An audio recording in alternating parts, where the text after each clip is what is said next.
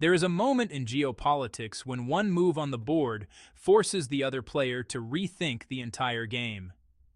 That moment may be happening right now, in a small Central American country that most of the world rarely thinks about, on a stretch of land wedged between two oceans where the ambitions of the world's two most powerful nations are quietly colliding.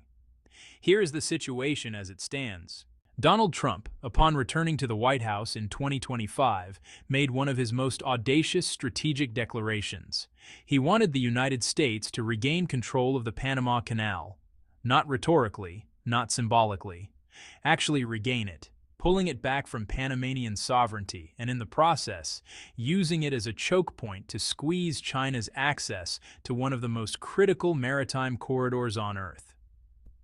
The logic from Washington's perspective was coldly straightforward. The Panama Canal handles a staggering volume of Chinese trade every year. Goods worth tens of billions of dollars flow through that narrow strip of water connecting the Pacific and Atlantic Oceans. Control the canal, and you control a vital artery of China's global commerce. You can throttle it, restrict it, or use it as leverage in the broader economic confrontation between the world's two largest economies. China, for its part, was not about to sit passively and watch that happen. Instead, Beijing quietly turned its attention 500 kilometers to the northwest, to Nicaragua.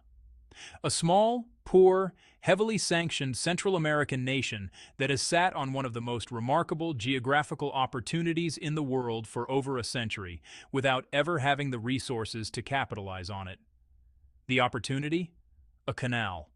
A brand new, entirely separate transoceanic waterway that could connect the Pacific and Atlantic Oceans through Nicaraguan territory, bypassing Panama entirely, and with it, bypassing whatever control the United States might eventually exercise over the existing canal.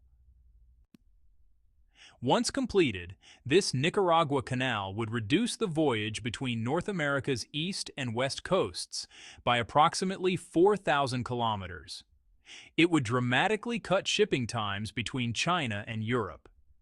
It would give the world's largest trading nation an alternative route that no American administration could threaten or control.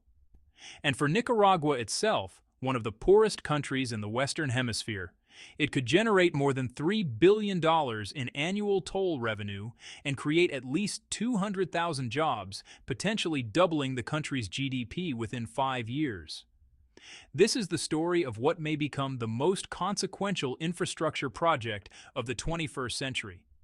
The story of why it was never built before.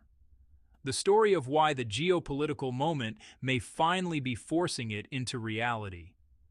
And the story of what it means for the future of global trade, American strategic power, and China's relentless search for alternatives to a world order it no longer trusts. Welcome to Frontline Reports. I'm Nico. Let's go deep on the Nicaragua Canal, the mega project that could reshape the map of global commerce. To understand why Nicaragua sits at the center of this geopolitical story, you need to understand the country itself. Because on the surface, nothing about Nicaragua suggests it should be a pivotal player in the future of global trade. Nicaragua occupies roughly 130,000 square kilometers in the heart of Central America, a relatively small land area by regional standards, and home to approximately 6.6 million people. Its economy has long been anchored in traditional agriculture and livestock farming. Its industrial base is thin.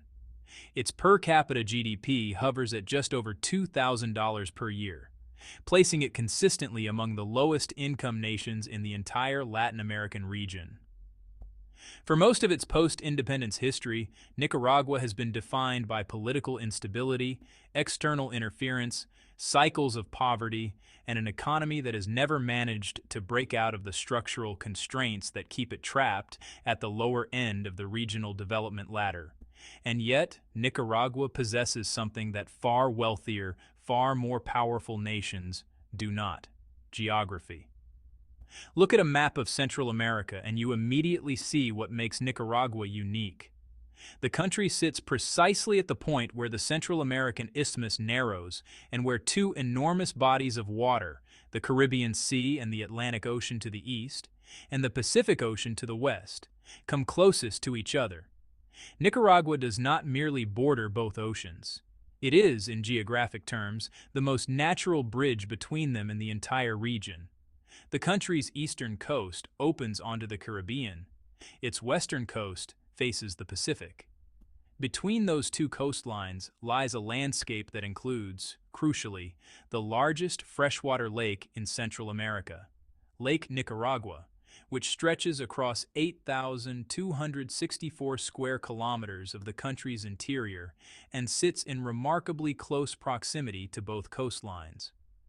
This geography is not merely scenic, it is strategically extraordinary. Lake Nicaragua and the river systems connected to it create a natural inland waterway that, with the right engineering, could provide a foundation for a transoceanic canal route that requires far less artificial construction than the Panama Canal did. In fact, when the United States first began seriously evaluating locations for a Central American canal in the late 19th and early 20th centuries, Nicaragua was not just a candidate. It was, for a significant period, the leading candidate. The story of how Panama ended up with the world's most famous canal, rather than Nicaragua, is one of the more consequential episodes in modern engineering and political history. And understanding it is essential to understanding why the Nicaragua Canal project carries such weight today. As the 19th century drew to a close, the strategic case for a Central American canal had become overwhelming to American policymakers and commercial interests. The United States was emerging as a genuine world power, with expanding interests in both the Atlantic and Pacific regions. The inability to move naval vessels and commercial ships quickly between those two oceans without the 35-day journey around Cape Horn at the southern tip of South America was increasingly seen as both a military vulnerability and an economic constraint.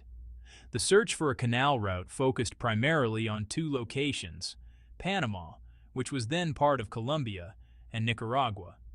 Nicaragua had genuine advantages that made it attractive to early evaluators. Lake Nicaragua, as noted, provided a natural inland water body that could serve as a central segment of a canal route, reducing the amount of excavation and construction required. The overall terrain appeared manageable, and Nicaragua's government was generally receptive to the idea of American involvement in such a project. But Nicaragua also had serious liabilities that eventually proved decisive. The country sits squarely on the Pacific Ring of Fire, the arc of volcanic and seismic activity that encircles much of the Pacific Ocean.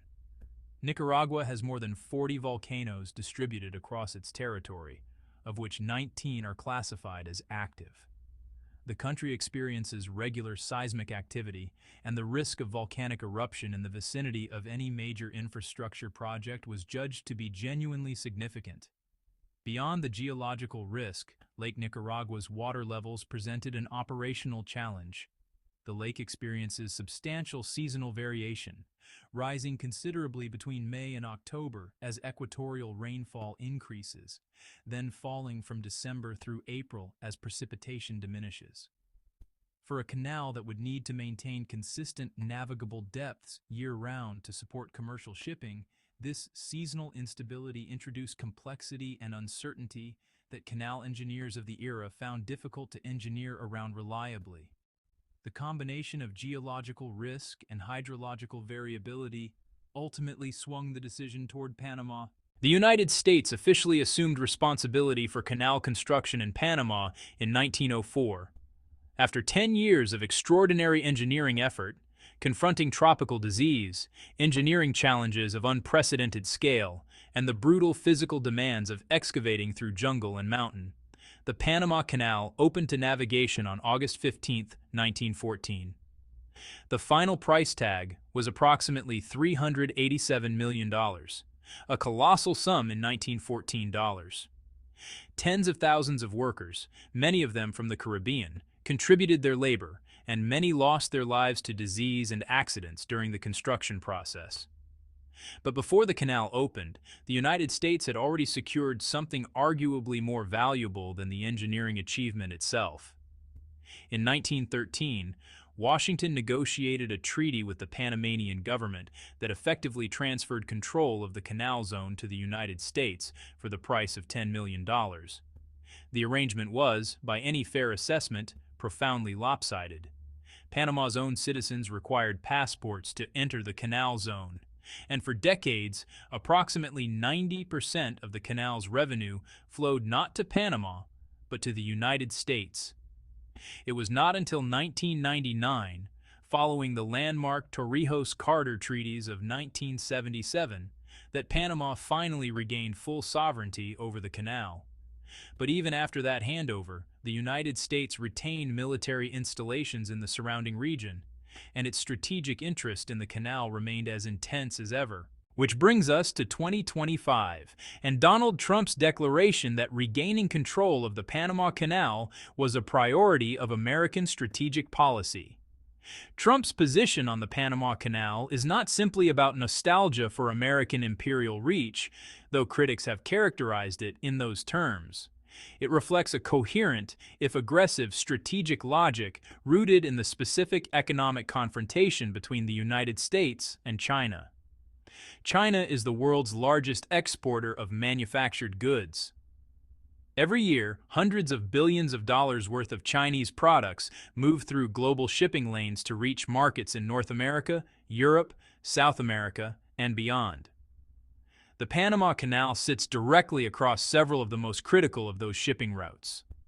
The route from China to the eastern coast of the United States, for example, is dramatically shortened by transit through the Panama Canal. Without the canal, Chinese ships bound for New York, Miami, or Houston would need to sail around Cape Horn, adding thousands of kilometers and 10 to 15 additional days to each voyage. With the canal, the journey from Chinese ports to America's Atlantic coast is reduced from roughly 15,000 kilometers to approximately 9,600 kilometers, cutting logistics costs by nearly 40%. If the United States were to regain effective control of the Panama Canal, whether through formal sovereignty, military presence, or the kind of political and commercial influence that Washington has been systematically building through pressure on the Panamanian government, it would acquire the ability to restrict, delay, or impose additional costs on Chinese shipping at will. Not completely eliminate it, but create enough friction and uncertainty to impose meaningful economic costs on China's export machine. The evidence that the United States was already moving in this direction became visible in early 2025. Panama's president announced publicly that his government would not renew the Belt and Road Initiative memorandum that Panama had signed with China in 2017, and that it intended to wind down related agreements before they reached their scheduled expiry dates in 2027 and 2028. Around the same time, Panama confirmed that it would allow American naval vessels unrestricted transit through the canal. These were not coincidental decisions. They reflected sustained American diplomatic pressure on Panama, pressure that, combined with Trump's public rhetoric about regaining canal control, painted a clear picture of Washington's intentions. And in March of the same year, the American military announced plans to assemble forces in the Pacific region for large-scale joint exercises. American media, with unusual directness, reported that the exercises were explicitly designed to prepare for potential conflict with a major Eastern power. The message was unmistakable. The United States was not merely applying economic and diplomatic pressure on China. It was beginning to position military assets in ways that would be relevant to any future confrontation. For China, the trajectory was alarming. The Panama Canal, which it had relied on for decades as a critical component of its global trade infrastructure, was increasingly being drawn into the orbit of American strategic control. Depending on how that process evolved, China could eventually find itself facing a situation where one of its most important maritime corridors was, effectively, controlled by its principal geopolitical adversary. That is not an acceptable strategic position for any major power. And China began to act accordingly. China's response to the emerging Panama Canal threat followed the pattern that has characterized its foreign policy for decades. Rather than confronting the problem head-on in a domain where American leverage is strongest, it moved to create alternatives that reduce its exposure to that leverage in the first place. The most ambitious of those alternatives is the Nicaragua Canal. Nicaragua, for its part, had compelling reasons to welcome Chinese interest.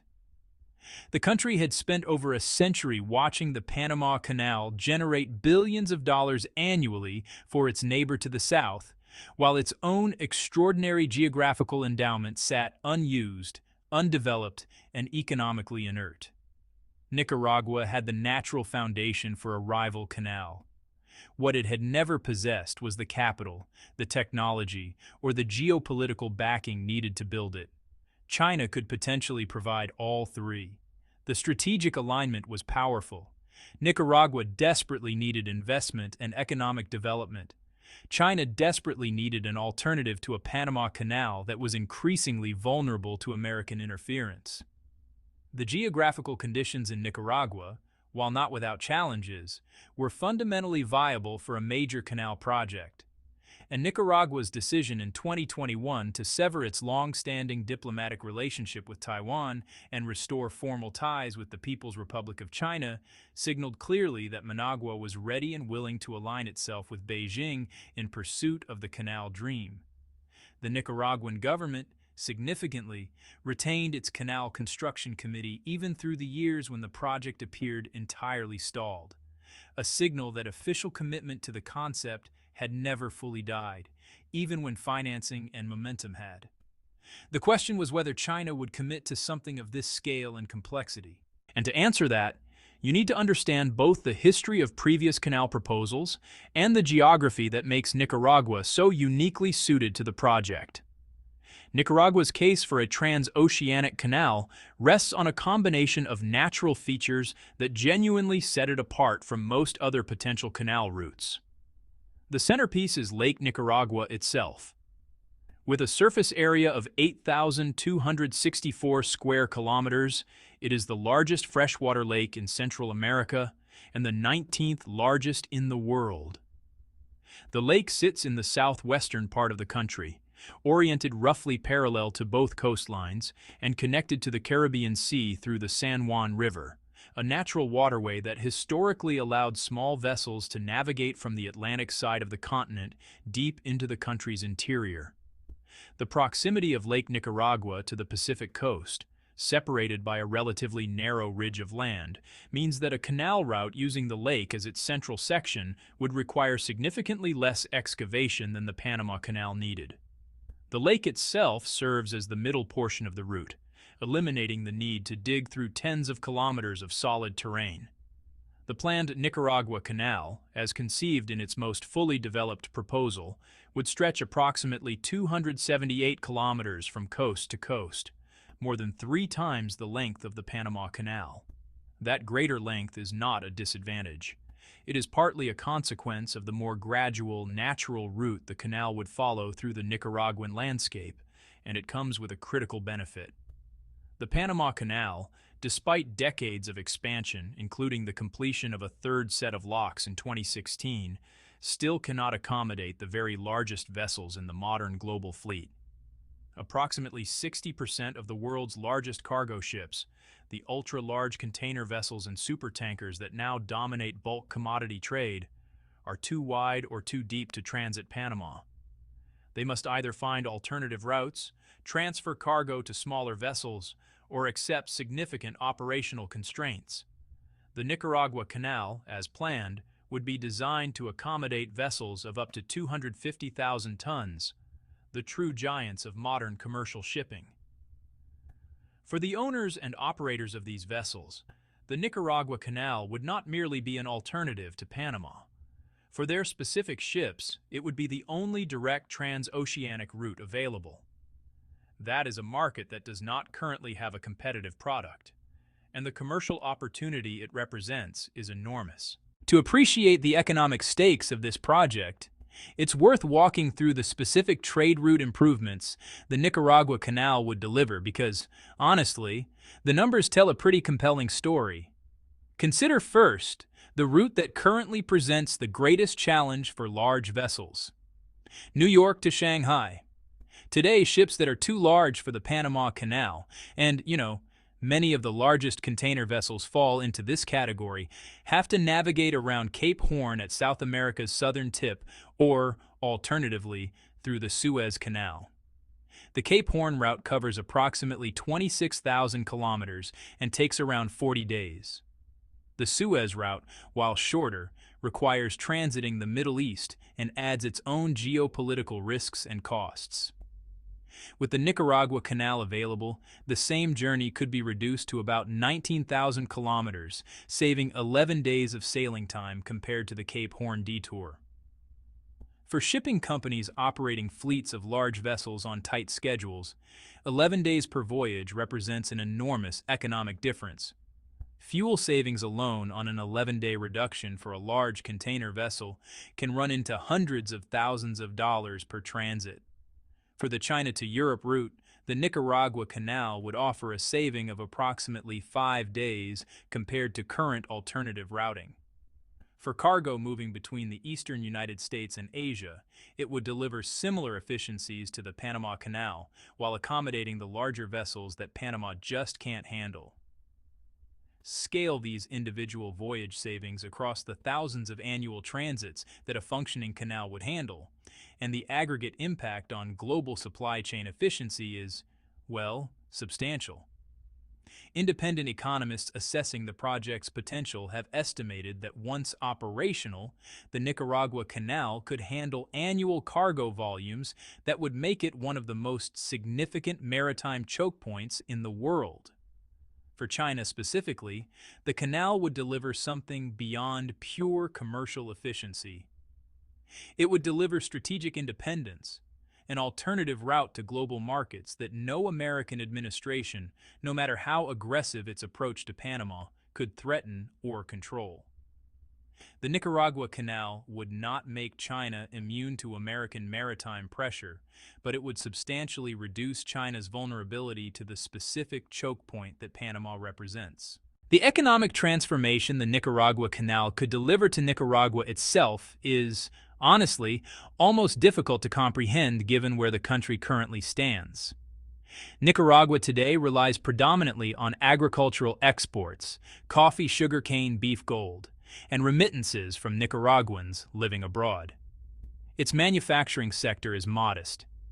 Its tourism industry, while growing, faces significant headwinds from the country's political environment and its reputation for instability.